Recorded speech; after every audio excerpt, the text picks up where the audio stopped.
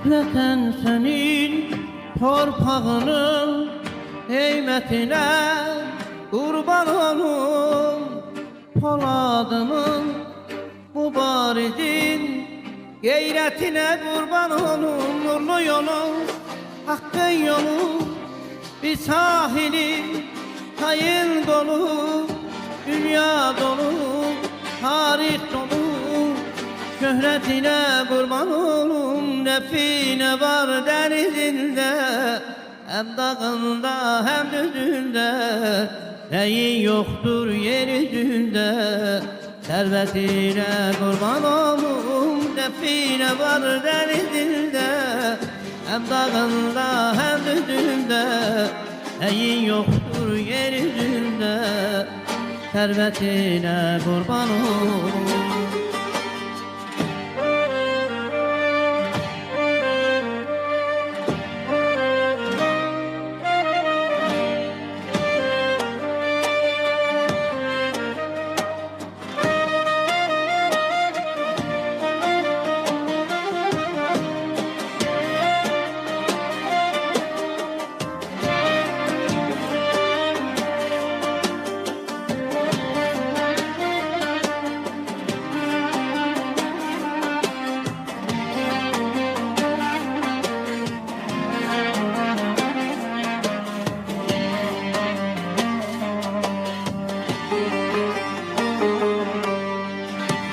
Hartalı gözlüler birleşti, dut çöreğli, düt çöreğli, Rasim diyer hak yüreğli.